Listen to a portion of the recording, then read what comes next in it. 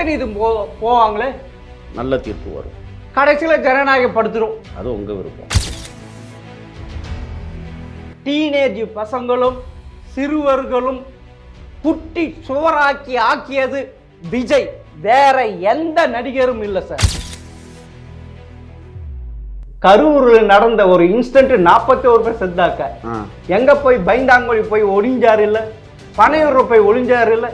CBI இவரை வந்து சாட்சிக்கு எடுத்துக்கணும். ஏன்னா 41 உயிர்கள் பலியானதுக்கு இவரும் ஒரு காரணமாக அவரே ஒத்துக்கிறாரு. அதனால் திட்டமிட்ட சதிகாரர்கள் யார், கொலை செய்தவர்கள் யார் என்பதை நீதிமன்றம் உன்னிப்பாக கவனிக்கிறது. விரைவில் நீதிமன்றமே எங்களுக்கு ஒரு நல்ல தீர்ப்பை கொடுக்கும். பல லட்சம் கோடிகளை கொள்ளையடித்த கும்பல்கள் தொடர்ந்து இந்த நாட்டை ஆளக்கூடாது என்பதற்காக மாபெரும் ஒரு யுத்தத்தை தமிழக வெற்றிக் கழகம் தொடங்கியிருக்கிறது. கொள்ளைவாதிகளுக்கும் கொள்கைவாதிகளுக்கும் இடையே நடைபெறுகிற இந்த உக்கிர போர்.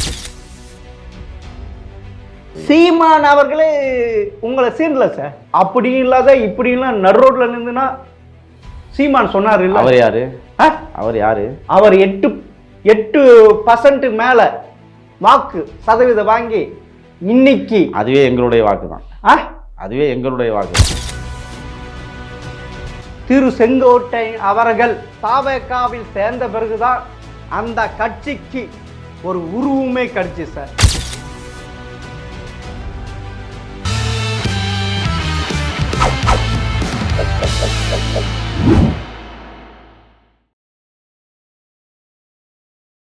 ஜெம் டிவி நேயர்களுக்கு வணக்கம். தாவேகாவின் மாநில செய்தி தொடர்பாளர் முகிலன் அவர்கள் சந்திப்பவர்கள். வணக்கம் சார். வணக்கம் சார். உங்களுக்கு நல்ல ஒரு பழமொழி அமை சார், கைக்கு எட்டினது வாய்க்கு எட்டாம போச்சே சார், ஜனநாயகன் ரிலீஸ் ஆகாது போல தெரியுதே. நீதிமன்றத்தில் வழக்கு வந்திருக்கிறது, தீர்ப்பும் சொல்லியிருக்கிறார்கள். பல்வேறு செய்திகள் வந்து கொண்டிருக்கிறது. அதை பற்றி நீதிமன்றம் தான் முடிவு செய்ய வேண்டும், தணிக்கை குழு முடிவு செய்ய வேண்டும். திரைப்படம் என்பது ஒரு பார்ட், அவ்வளோதான். அது மக்களுக்கு விருப்பமான ஒரு திரைப்படமாக அமைய வேண்டும். ஆக இதுவரை இந்த ஆதிக்க வர்க்கங்கள் ஜனநாயகனுக்கு 2000 கோடி விளம்பரத்தை கொடுத்தமைக்கு மிக்க நன்றி. அப்படியா? ஆதிக்க வர்க்கம், எந்த ஆதிக்க வர்க்கம் உங்களுக்கு முட்டுக்கட்டை போட்டாங்க ஜனநாயகம் ரிலீஸ் ஆகுது மாதிரி? மொத்தமாக ஆதிக்க வர்க்கம். அதான் எந்த ஆதிக்க வர்க்கம் மொத்தம் என்ன? அது என்ன பிரித்து ஆதிக்க வர்க்கம் இருக்கு? யாரு பணக்காரன் போட்டானா, கட்சிக்காரன் போட்டானா, தெருவில் போகிற போட்டானா, இல்லை கப்பலில் போகிற போட்டானா, அன்னாடு காட்சி போட்டானா, யார் போட்டது உங்களுக்கு முட்டுக்கட்டை? யாரு முட்டுக்கட்டை போடலை. படம் அது ரிலீஸ் ஆகணும், வெளியாகணும். அதுக்கான நீதிமன்ற நடவடிக்கைகள் போயிட்டுருக்கு. நீதிமன்றம் பார்த்து முடிவு பண்ணட்டும். அதாவது நீங்கள் சொல்கிறது எப்படி தெரியுமா, நாங்கள் 500 கோடி போட்டு எடுத்திருக்கோம், அதனால் சீக்கிரமாக இந்த வழக்க முடியுங்க, தீர்ப்பை கொடுக்குன்னு கேட்குறீங்க. இதை அநியாயம் இல்லை, நியாயம் இல்லை. 100 ரூபா போட்டாலும் படம் எடுக்கலாம், 500 கோடி அதெல்லாம் சீக்கிரமாக கொடுக்கணுமா? எங்கே சார் இருக்கிறீங்க? உங்களுக்கு சட்டம் தெரியுமா? சரி, சட்டம் நீதிமன்றம் பார்த்து கொள்ளட்டும். படம் விரைவில் வெளியாகும். விரைவில் வெளியாகும். அந்த மேல்முறைக்கு போயிட்டாங்களே, விரைவில் வெளியாகும். அப்படியே உயர் நீதிமன்றம் உச்ச நீதி போவாங்களே, நல்ல தீர்ப்பு வரும். கடைசியில் ஜனநாயகப்படுத்துரும். அது உங்கள் விருப்பம். அதாவது சட்டமன்ற தேர்தல் வரைக்கும் ரிலீஸ் ஆகாது. உங்களுடைய கனவு பலிக்காது. ஏன்னா அந்த படம் ரிலீஸ் ஆகக்கூடாது சார். அவ்வளோ வன்முறை இருக்கு சார், ரத்தம் தெளிக்குது சார். இந்த தமிழ்நாட்டில் இருக்கின்ற ஜென்சியும் டீனேஜ் பசங்களும் சிறுவர்களும் குட்டி சுவராக்கி ஆக்கியது விஜய், வேற எந்த நடிகரும் இல்லை சார். திமுக இருந்து 2 லட்சம் பணம் வாங்கிட்டீங்களா? யாரு? நான் 2 லட்சம் வாங்கிட்டேனா சார்? அதாவது அணில் பசங்கள்லாம் சொல்றாங்களே திமுக, அதே மாதிரி தான் சார் உங்க கூட்டம். அவங்களுக்கு என்ன சார் தெரியும்? அதெல்லாம் ஒரு இதுவா? ஏன் இதெல்லாம் என்டர்டெயின்மெண்ட் இதெல்லாம் இதுவா? ஒரு என்டர்டெயின்மெண்ட்டை கொண்டு போய் அரசியலோட பூத்துறியா? அப்போ பண்ணப்படுகிற எல்லா வசனங்களும் அரசியலாக்கப்படும்னு நீங்கள் எப்போ கருதுறீங்க? அப்படித்தானே? அப்படி நீங்க கருதுங்கல்ல, எங்களுக்கு இளைஞர்கள் ஜென்சி அந்த படையே இருக்குது காட்டுறீங்கல்ல, வருதுல்ல, அப்பன்னா அஜித்தோ சூர்யாவோ கார்த்தியோ இவங்களுக்கெல்லாம், ரஜினி அடுத்து கட்டு கமல்ஹாசன் இவங்களுக்கெல்லாம் இவ்வளோ கூட்டம் வரல சார். விஜய்க்கு தான் வருது. ஏன்னா விஜய் இவ்வளோ தூரம் ஒரு படத்துக்கு 250 கோடி வாங்கினது அவருடைய நடிப்பால் இல்லை. வெளியில் வந்து தான் போராடி போராடி எல்லாம். ஆமாம் சார், மக்களுக்கு பேச விடுங்க. வெளியில் வந்து போராடினவங்களாம் கிழிச்சிட்டாங்களா தமிழ்நாட்டில்? வெளியில் வந்து போராட்டம் பண்ணவங்களாம் எல்லாத்தையும் சாதிச்சிட்டாங்களா? எது போராட்டத்தின் மூலமா? இன்னைக்கு பராசக்தி ரிலீஸ் ஆக போகுது, அதனுடைய கண்டென்ட் என்ன சார்? சொல்லுங்க, என்னன்னு சொல்லுங்க. இந்தி எதிர்ப்பு. புரியுதா? அந்த கூட்டணியில் வச்சு இருக்கின்ற காங்கிரஸ் வச்சு எடுத்திருக்காங்க. ஸ்டாலின் எவ்வளவு பெரிய தைரியசாலி பாருங்க. அது இந்தி எதிர்ப்பு போறா? ஆமா. இங்கே தமிழ்னா தமிழ் வாழ்கன்னு போடுவீங்க, அங்கே மலையாளத்தில் மலையாளம் வாழ்கன்னு சொல்லுவீங்க, தெலுங்கில் ரிலீஸ் பண்ணும்போது தெலுங்கு வாழ்கன்னு போடுவீங்க. அது வந்து தமிழர்களுக்கான போராட்டம், அப்படி தானே? இது அதாவது விஜய் போட்டுக்குவார். இல்லை, அந்த படத்தில் அப்படித்தானே பண்ணியிருக்கீங்க. பராசக்தியில் அப்படி தான் வந்திருக்கான் சார். இந்தி எதிர்ப்பு போராட்டம் சார் இங்கே தானே எவ்வளவு பெரிய போராட்டம் இங்கே தானே நடந்துச்சு. மலையாளத்திலையும் கேரளத்திலையும் ஆந்திரத்திலையும் நடக்கல. ஆமாம் சார், அங்கெல்லாம் இந்தி பரவாம தடுக்கிறதுக்கு முயற்சி பண்றாங்க சார் திராவிட கட்சிகள். திராவிட மாடல் ஆட்சி சார் இங்கே கேரளாவிலையும் ஆந்திராவிலையும். ஆமா, அங்கெல்லாம் அவங்களாம் யாரு? தென்னிந்திய மக்கள்லாம் யாரு? திராவிடர்கள். அவங்களாம் அப்படின்ட்டு திமுக காரர்கள் திக காரர்கள் சொல்கிறார்கள். அது அவங்கள்ட்ட போய் கேளுங்க. என்கிட்ட கேட்குறிய? அது திமுகட்ட போய் கேளுங்க, அல்லது அதிகார வர்க்கத்துக்கிட்ட கேளுங்க. ஏன் படத்தை ரிலீஸ் பண்ணாமல் தடுத்துக்கிட்டு இருக்கிறீங்கன்னு. சார் தடுக்குது கரெக்டு சார், அவ்வளோ வன்முறை சார். அந்த ட்ரெயிலர் பார்த்தா எனக்கு கொதிக்குது சார், அப்படியே ரத்தம் தெரிக்குது சார். சரி, கயிறு தரேன். கயிறு தரேன். எதுக்கு? தொங்கிருங்க. தொங்கிருதுக்கா?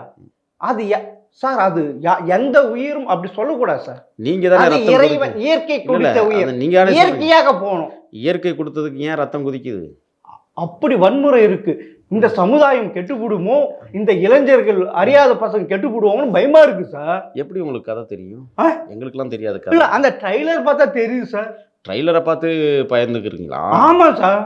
சரி சரி. ஆமா, அப்ப நீங்க பயங்கர பயந்தாங்கொழி தான். யாரு? நீங்க. நாங்க பயந்தாங்கொழியா? அப்புறம் நீங்க தானே. நாங்க எதுக்கும் துணிஞ்சவர்கள். நீங்க தானே இப்ப சொன்னீங்க ரத்தம் குதிக்குதுன்னு. செப்டம்பர் 27 கரூரில் நடந்த ஒரு இன்சிடென்ட் 41 பேர் செத்தாக்க. எங்க போய் பயந்தாங்கொழி போய் ஒளிஞ்சாரு இல்ல, பனையூர்ல போய் ஒளிஞ்சாரு இல்ல. நான் தைரியசாலி சார், எனக்கு இருக்க தைரியம் கூட அவருக்கு இல்லை. அவருக்கு எதுக்கு சார் அரசியல் வேணும்? எதுக்கு முதல்வர் பதவி மாத்திரம் வேணும்? எதுவும் உழைக்காம இது பண்ணாம வரணும். 41 தமிழர்கள் செத்து போனாங்க. நீங்க போய் பாத்தீங்களா? நீங்க போனீங்களா? அரசாங்கம் சொன்னது இல்ல, நான் கேக்குறதுக்கு போய் நீங்க போனீங்களா சார்? நான் உண்மையே நீங்க மக்கள் பக்கம் நிக்கிறோம்னு சொல்றீங்களா? ஆமா சார். அப்புறம் ஏன் போகல நீங்க? இல்ல, ஆமா சார். நீங்க ஏன் போகல? எது? 41 உயிர்கள் பலியாயி அப்படியே அங்க எல்லாமே அடைச்சிட்டாங்க, எல்லாமே இது பண்ணிட்டாங்க. நீங்க ஏன் போகல? அதுக்கு மட்டும் போச்சு. நான் போறதுன்னு நான் தனி மனிதன் சார். நீங்க உன்னால் ஏற்பட்ட 41 பேர் செத்தாங்க. சரி, நீ 4 சவுத்துக்குள்ள அடைஞ்சு கிடக்கிற. நீ ஒரு அரசியல்வாதியா? சிபிஐ வந்து உனக்கு அரசியல் தெரிய இது இருக்கா? நீ ஒரு தற்குறியா? மக்கள் வாக்கு போட்டு உன்னை முதலமைச்சர் ஆக்கணுமா? எங்களுக்காக என்ன சார் உழைச்சிங்க?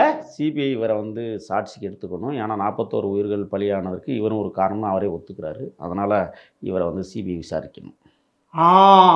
சிபி விசாரிக்க போறாங்க. இந்த கரூர் இன்சிடென்ட் இதுவே ஜனவரி 12 என்ன சார் பண்ண போறாரு? சரி, பொங்கல் வருது, கொண்டாட போறோம்.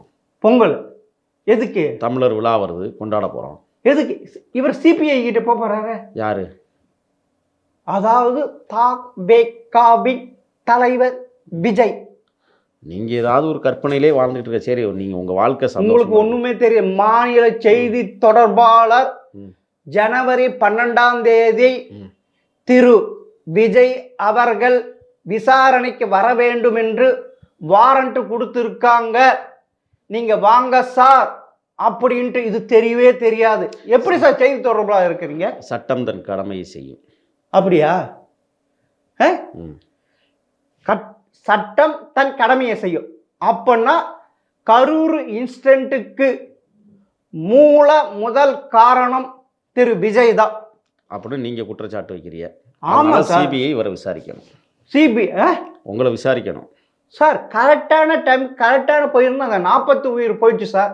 இது வரைக்கும் இந்தியாவில் முதவே சொல்லிட்டேன், நீங்க திமுக கிட்ட இருந்து 2 லட்ச ரூபா பணம் வாங்கிட்டு பேசுறீங்க, நல்லா கேள்வியெல்லாம் கேட்குறீங்க, ஒன்றும் பிரச்சனை இல்லை. ஏன்னா கரூர் விவகாரத்தில் வந்து சட்டம் நீதிமன்றத்தில் வழக்கு இருக்குது. நான் அதை பற்றி கருத்து இப்போ சொல்ல முடியாது. ஏன்னா நீதிமன்றம் பார்த்துக்கிட்டு இருக்கு. சிபிஐ விசாரணை இல்லை, சிபிஐ விசாரணை ஓய்வு பெற்ற நீதியரசர்கள் உன்னிப்பாக கவனிச்சிட்டு இருக்காங்க. உங்கள் பேச்சையும் இப்போ அவங்க ஆதாரப்பூர்வமாக எடுத்துக்காங்க. உண்மையில் எந்த ஒரு இதுவும் அரசியல் மக்களுக்கு எதுவுமே கிள்ளி போடாத ஒரு மனிதர், ஒரு அரசியல்வாதி இருப்பார் என்றால் உதாரண புருஷன் விஜய். ஏதோ நீங்கள் வாட்டுக்கு உளருங்க, வரலாறுன்னு தெரியலை, என்ன நடக்குதுன்னு உலகத்தில் தெரிஞ்சுக்காமல் இருக்கிறீங்க. 33 ஆண்டுகளுக்கு முன்பே பால்பன் திட்டத்தை கொண்டு வந்த பண்பாட்டு தலைவன் எங்கள் தலைவன். இன்றைக்கும் இரவு பாடசாலைகள் நடந்துகிட்டு இருக்கு. 1200க்கும் மேற்பட்ட பாடசாலைகள், இலவச தையல் இயந்திரங்கள் தமிழ்நாடு முழுவதும் பயிற்சி முகாம்கள் நடக்குது. வருடந்தோறும் வெற்றி பெறுகிற மாணவ கண்மணிகளுக்கு வைடூரியத்தையும் வழங்கியிருக்கிறார், தங்கத்தையும் வழங்கியிருக்கிறார். இதெல்லாம் தெரியாமல் இப்படி உட்கார்ந்துட்டு அலறுகிற உங்களை போன்றவர்கள் திமுகவின் சொம்பு தூக்கிகளாகவும் திமுகவிட்டிருந்து பணம் வாங்கிக்கிட்டும் பேசுகிறத பார்க்க முடியுது. இப்போ உங்களுக்கும் 2 லட்ச ரூபா பணம் வந்திருக்கிறது அப்படின்னா நான் ரொம்ப சந்தோஷம். அப்படியா? எனக்கு 2 லட்ச ரூபா வந்திருக்கா? வந்திருக்கும், அதனால தான் இப்படி பேச. எப்படி? அது நீங்கள் அவங்கள்ட்ட கேட்டுங்க, உங்களுக்கு தானே தெரியும். எந்த களத்துக்காவது போயிருக்காரா? கரூரில் உங்களால் செத்தாங்க, ஒரு இறப்பு வீட்டில் நடந்துட்டா தான் வந்து இல்ல இல்ல இல்ல நான் கேட்கறேங்க, இறப்பு வீட்டுல நடந்துட்டா அந்த வீட்டுல தான் போயிட்டு கேட்பாங்க, எப்படிமா ஏதுமா நான் பார்த்துக்கிறேன் ஒண்ணும் இல்லைம்மா அப்படின்ட்டு ஆறுதல் சொல்லுவாங்க. இதுதான் தமிழக மக்களை பண்பாட்டு கலாச்சாரம். அந்த கலாச்சாரத்தையே அப்படிலாம் ஒன்றும் இல்லை, எதுவும் இல்லை. பனையூருக்கு ஆயிட்டு வந்து இது பண்ணு, இது எங்கேயாவது நடக்குமா? ஒரு என்னது மனது, தாழ்மனது, அன்பு, பண்பு, இரக்க குணம் இருந்தா இப்படி செய்வாங்களா? உங்களுக்கு இரக்கம் இல்லையே, உங்களுக்கு பண்பு இல்லையே, இந்த மக்களின் மீது பாசம் இல்லையே, 4 சோத்துக்குள்ள உட்காந்துட்டு மட்டும் நீங்கள் வந்து அப்படியே கேள்வியெல்லாம் கேட்டுக்கிட்டு இருக்கிறீங்க. நீங்கள் உங்களுக்கு எந்த அக்கறையும் இல்லாத நீங்கள் ஒரு கேள்வியை என்கிட்ட வைக்கிறீங்க. நாங்கள் களத்தில் நின்ன பயலுக பார்த்தோம், சந்தித்தோம், எல்லாம் பேசியிருக்கிறோம். 4 சோத்துக்குள்ளே இருக்கிற உங்களை போன்றவர்களுக்கெல்லாம் நாங்கள் பதில் சொல்லி நேரத்தை வீணடிக்கணுமா? நீங்கள் 4 சவுத்தில் சொல்கிறீங்களே, கரெக்டாக சொல்கிறீங்க பாருங்க. உங்கள் தலைவர் அப்படி இருக்கிறாரு, அதனால் அப்படி சொல்கிறீங்களா? நீங்கள் அப்படி தான் நினச்சிட்டு இருக்கிறீங்க. ஏன்னா நடைபெறுகிற சம்பவங்களை நீங்கள் யாரோ சொல்லி கொடுத்து பேசுகிறீங்கன்னு புரியுது. சரி பேசுங்க. எல்லாவற்றிற்கும் நான் சொன்னேன், கரூர் விவகாரத்தில் நீதிமன்றம் உன்னிப்பாக கவனித்து கொண்டிருக்கிறது, சட்டம் தன் கடமை செய்யணும். திருப்பி திருப்பி அந்த கேள்வியை தான் கொண்டாந்து என்கிட்ட திணிக்கிறீங்க. அப்படி ஒன்று. 2வது, கரூர் சம்பவம் என்பது யார் நடத்தினார்கள், எப்படி போய்கொண்டிருக்கிறது, காலம் தீர்மானிக்கக்கூடிய இடத்துல வந்திருக்காங்க. அதனால் கண்டிப்பாக கரூர் விவகாரத்தில் சட்டம் தன் கடமையை செய்து கொண்டிருக்கிறது.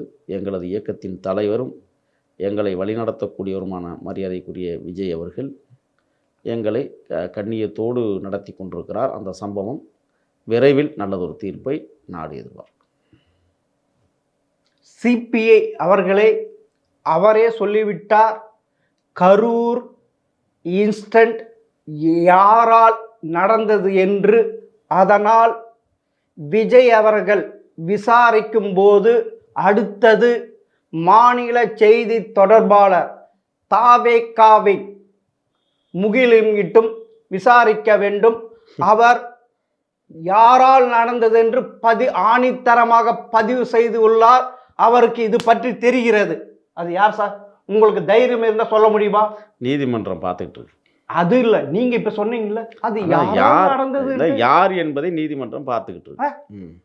போற போக்கில் சொல்லக்கூடாது சார். இல்லை, யார் என்பதை மீண்டும் சொல்கிறேன், அந்த திட்டமிட்ட சதிகாரர்கள் யார், கொலை செய்தவர்கள் யார் என்பதை நீதிமன்றம் உன்னிப்பாக கவனிக்கிறது. விரைவில் நீதிமன்றமே எங்களுக்கு ஒரு நல்ல தீர்ப்பை கொடுக்கும். அப்போனா அது விபத்து கிடையாது, திட்டமிட்ட படுகொலை என்றீங்க.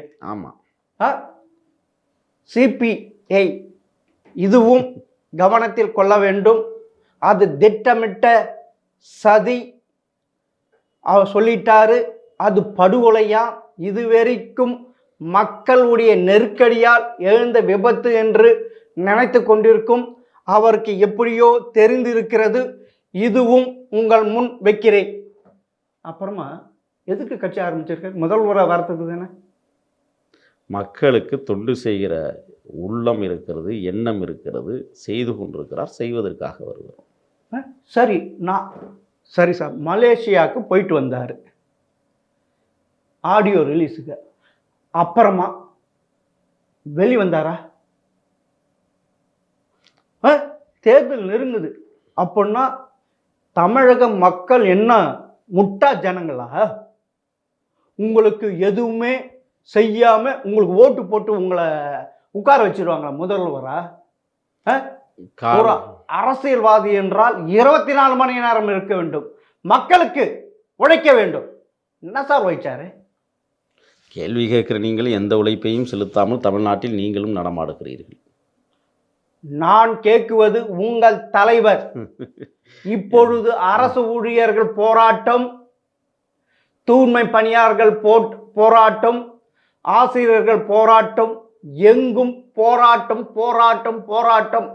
ஆனால் செவனங்காதல சங்கூதன மாதிரி 4 சவுத்துல இருக்கிற தாவேக்கா தலைவர் விஜய் அனைத்து போராட்டங்களுக்கும் ஆதரவு உண்டு. நடைபெற்று கொண்டிருக்கிற அனைத்து போராட்டங்களுக்கும் தார்மீக ஆதரவு உண்டு. ஆதரவு உண்டா அப்படின்ட்டு அவர் சொன்னாரா? உண்டுன்னு சொல்லியாச்சு. உண்டு சொல்லியாச்சு. இது வரைக்கும் களத்தில் இறங்கி மக்களோடு இணைந்து ஏதாவது ஒரு போராட்டம் நடத்தி இருக்கிறாருன்னா சொல்லுங்க. நீங்க சொன்ன மாதிரி கழுத்தில் தொங்குறேன். அண்மையில் நடைபெற்ற அஜித்குமார் படுகொலையை கண்டித்து சென்னை நகரமே ஸ்தம்பிக்கிற வகையில் தலைவருடைய தலைமையில் மாபெரும் மக்கள் திரட்சி ஆர்ப்பாட்டம் நடைபெற்றது. அப்புறமா எத்தனை தான் போராட முடியும்? தினந்தோறும் போராட்டம். ஆமா, இந்த ஆட்சியின் அவலச்சூழல், இந்த ஆட்சியாளர்கள் செய்கிற துரோகங்கள், இந்த ஆட்சியில் நடைபெறுகிற அக்கிரமங்கள், பல லட்சம் கோடிகளை கொள்ளையடித்த கும்பல்கள் தொடர்ந்து இந்த நாட்டை ஆளக்கூடாது என்பதற்காக மாபெரும் ஒரு யுத்தத்தை தமிழக வெற்றி கழகம் தொடங்கியிருக்கிறது. யுத்தமா?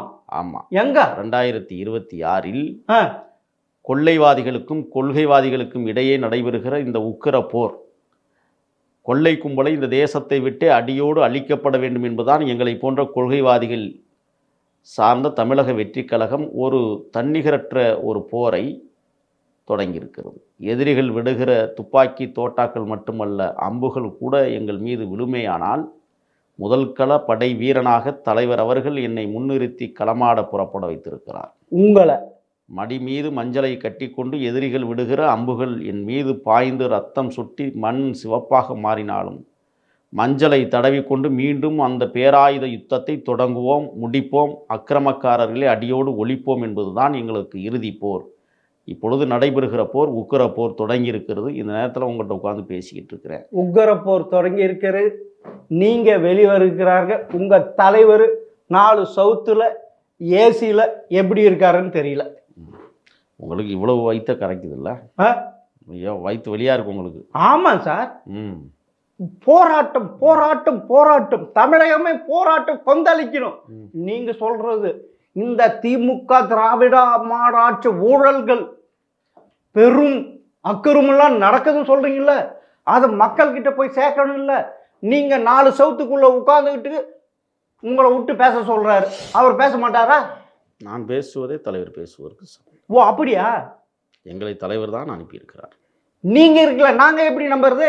நாங்க நம்பணுமா? நீங்க பேசுனா தலைவர் நீங்க நம்பினா என்ன சார் இது? நீங்க நம்பினா நம்புங்க, நம்பாட்டி போங்க.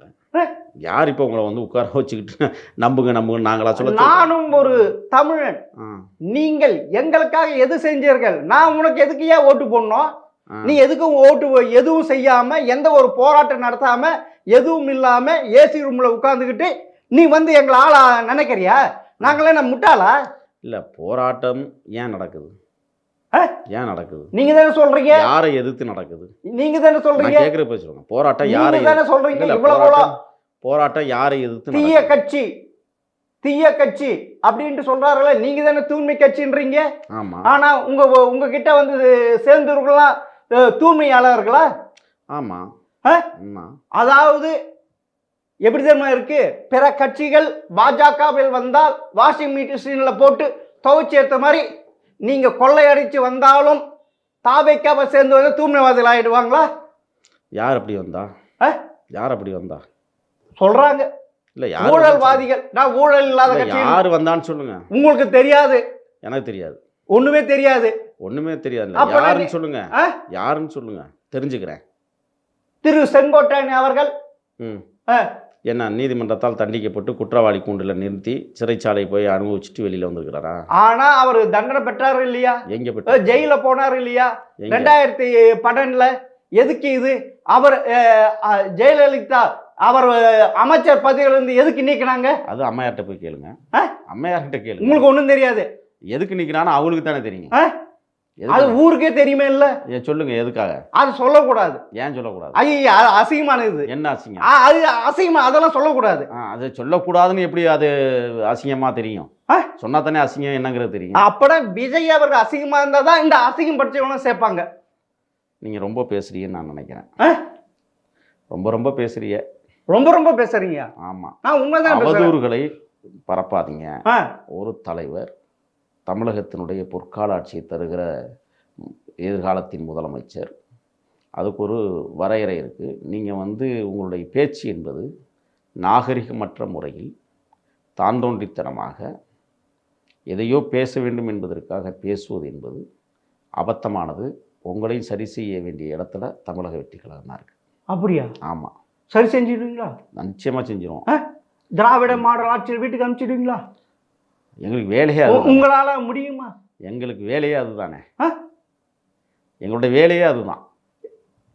கடை பிரித்தேன், வாங்க ஆள் இல்லை அப்படின்னு சொல்ற போது நான் ஆட்சியிலும் பங்கு அதிகாரத்திலும் பங்குன்னு சொல்லிட்டீங்க. ஒரு கட்சி உங்களை சீண்டல சார். இப்போ உங்களுக்கு ஏன் வயிற்று வலிக்குது? அஹ்? ஏன் வயிற்று? எங்களை தான் சீண்டலை. அப்படி ஒரு கட்சிட்டு நினைக்கல. நீங்க தான் கனவு காணிட்டு இருக்காரு. இல்ல, நம்ம விஜய் வந்து 4 சவுத்துல கணக்காட்டிருக்கார். 2026 நம்மெல்லாம் முதல்வர் அப்படின்ட்டு கனவு கண்டாரு. உங்களுக்கு ஏன் வயிற்று வலிக்குதுங்கிறேன். உங்களுக்கு ஏன் வயிறு வலிக்குது? வயிறு வலிக்கல சார், ஆ, நான் சொல்றேன் சார். ஏன் இவ்வளவு வருத்தப்படுறீங்க? அஹ்? ஏன் வருத்தப்படுறீங்க? உண்மைதான் சார். என்ன உண்மை? ஆமா உண்மைதான். நீங்க என்ன? நாங்க தான் எங்களோட கூட்டி யாரும் சேரலைன்னு நீங்க தான் சொல்றீங்க. ஆமா இருக்குதுன்னு சொல்றேன். ஐயா, எந்த சரி. கட்சியாவது அதுக்கு சின்ன அதுக்கு கட்சியாவது வருத்தப்பட போகுது நாங்க தானே. நீங்க ஏன் வருத்தப்படுறீங்க? சீமான் அவர்களே உங்களை சீண்டல சார் அவர் யாரு? அன்னைக்கு. ஆமா சார். எப்பா தம்பி அப்படி இல்லாத இப்படி இல்லாத நடு ரோட்ல நின்றுனா அப்படின்னு சொல்றாரு சார். யாரு? சீமான் சொன்னார் இல்ல? அவர் யாரு? அஹ்? அவர் யாரு? அவர் 8% மேல வாக்கு சதவீதம் வாங்கி இன்னைக்கு அதுவே எங்களுடைய வாக்கு தான். அஹ்? அதுவே எங்களுடைய வாக்கு தான். அப்படியா? ஆமா, அஹ்? விஜய் மக்கள் இயக்கமா இருக்கிற போது எங்கள் தம்பிமார்கள் போட்ட ஓட்டு அது அப்படியே வந்துரும். அந்த 8% அவ்வளவுதான், முடிஞ்சு போச்சு. திமுகல இருந்து வந்துரும், வந்துடும் பாருங்க. அதிமுகல இருந்து வந்துரும், ஏன் இப்ப விசிகாவில இருந்து வந்துரும், எல்லாமே வந்துடும். எல்லாமே வந்துரும். நோவாம நோம்பு கும்பிட போறீங்க. இல்ல இல்ல, உங்க வாயிலிருந்தே வருதே வந்துடும் வந்துடும். நீங்க சொல்றத பார்த்தா அப்படித்தானே இருக்கு. இல்ல உங்களுக்கு நீங்க தானே சொல்றீங்க எல்லா கட்சியில இருந்து வந்துரும்னா, அப்ப எல்லா கட்சியில இருந்து வருதுன்னு எனக்கு புரியுது இப்ப. ஆமா, நீங்க சொல்லிதான் எனக்கே புரியுது. நீங்க கனவு கண்டுட்டு இருக்கீங்க. நான் கனவெல்லாம் காணல சார். நீங்க கட்சி ஆரம்பிச்சு 1 வருஷத்துக்கு மேல ஆச்சு. இந்த கட்சி யாருக்காவது தெரியுமா? யாராவது சீர்னாங்களா? இப்பதான் வர்றாங்க. அது யாரு காரணம்? திரு செங்கோட்டை அவர்கள் தாவகாவில் சேர்ந்த பிறகுதான் அந்த கட்சிக்கு ஒரு உருவமே கிடைச்சு சார். அப்படியா? ஆமா, சரி விஜய்னால கிடையாது சார். சரி, ஆமா, வேற வேறயா? நீங்க தான் சொல்லணும், அதுக்கு ஆன்சர் சொல்லுங்க சார். இல்லை, இவ்வளவு பெரிய ஆளுமை மிக்கவர் செங்கோட்டையனார். ஆ, அதை விட ஆளுமை மிக்கவர் அவரே. அந்த ஆளுமை மிக்கவரே ஒரு ஆளுமையைத்தான் தலைவராக தேர்வு செய்து வந்திருக்கிறார். எதுல ஆளுமை மிக்கவர்? எதுல? திரு விஜய் அவர்கள். அது நீங்கள் செங்கோட்டையன் தான் கேட்கணும். ம். அவருக்கு தெரியல. நீங்க அவர் செங்கோட்டையின் அவர் தானே நீங்கள் சொல்றீங்க. அவர் தானே நீங்கள் சொல்றீங்க. ஆமா, அப்போ அவருக்கு தலைவர் யார் இப்போ? அவருக்கு தலைவர் விஜய். விஜய் இல்லை. ஆமா, அப்போ இந்த கேள்வியை வந்து நீங்கள் இவ்வளோ பெரிய ஜாம்பவனாக இருந்தீங்க, இப்போ வந்து தலைவராக அவரை ஏற்றிருக்கிறீங்களே, என்னன்னு எங்களுடைய மூத்தவர்கிட்ட போய் கேளுங்க, அதுக்குரிய பதில் அவர் சொல்லுவார். உங்களுக்கு மூத்தவர் யார்? புசி ஆனந்தா? செங்கோட்டையனார் உண்டு, எங்களுடைய பொதுச் செயலாளர் உண்டு. சரி, இப்ப சிபிஐ விசாரணைக்கு எதிர்கொள்வதற்கு ஒரு 50 வழக்கறிஞர்கள் வச்சு அவங்க கொஸ்டின் கேட்டா நான் எப்படி பதில் சொல்றதுக்கு உட்கார வச்சுட்டு? எல்லாமே உங்களுக்கு எப்படி தெரியும்? ஏதோ மிகப்பெரிய ஆராய்ச்சியாளராக இருக்கிறீங்களா? உட்காந்துட்டு ஆராய்ஞ்சிக்கிட்டே இருக்கிறதா சார்? அங்க சிபிஐ கட்டாயம் போய் தான் ஆகணும். இல்லை போய் முதல்ல என்ன செய்றீங்கன்னா, தமிழ்நாட்டில் நடக்கிற ஊழலை பற்றி கண்டுபிடிங்க, தமிழ்நாட்டில் நடக்கிற கொள்ளைகளை பற்றி கண்டுபிடிங்க, தமிழ்நாட்டில் இருக்கிற 8000 படுகொலைகள் நடந்திருக்கு, அதை பற்றி போய் கண்டுபிடிங்க, காவல்துறை செயல்படாமையே கிடக்க அதை போய் கண்டுபிடிங்க. ஏன்னா ஒப்படையறைங்கிற திட்டத்தில் 1000 கோடி ரூபா ஊழல்னு சொல்கிறாங்க, அது எப்படி நடந்துச்சுன்னு போய் பாருங்கள். பள்ளிக்கரணையில் 100 கோடி ரூபாயை 4 அமைச்சர்கள் பிரிச்சுக்கிட்டு கொக்கு வாழ்கிற இடத்துலையும் குறவை மீன் வாழ்கிற இடத்தையும் ஆட்டை போட துடிச்சு 2000 கோடிக்கு வீடு கட்டணும்னு நினச்சி அதில் பெரிய கொள்ளை நடந்துச்சு, அதை போய் பேசுங்க. அப்படியே போனீங்கன்னா எண்ணூர் அனல் மின் நிலையத்தில் நிலக்கரி சாம்பலில் மிகப்பெரிய கொள்ளை நடந்துகிட்டு இருக்கிறதா சொல்கிறாங்க, அதை போய் கேளுங்க. 5 லட்சம் கோடியை தமிழ்நாட்டில் வந்து கொள்ளையடித்த கும்பல் திமுகவை பற்றி கேளுங்க. அதை விட இன்னொன்று முக்கியமான செய்தி என்னென்னா, 2022 நீங்கள் இந்த 1000 ரூபா பணம் கொடுக்கல பொங்கலுக்கு, 2023 1000 ரூபா கொடுத்தீங்க, 2024 கொடுக்கல, 2025 இப்போ 3000 ரூபா கொடுத்துருக்கீங்க. தேர்தல் அறிக்கையில் நீங்கள் என்ன சொன்னீங்க? மாதந்தோறும் மகளிர் திட்டம் 1000 ரூபா வருவீங்க.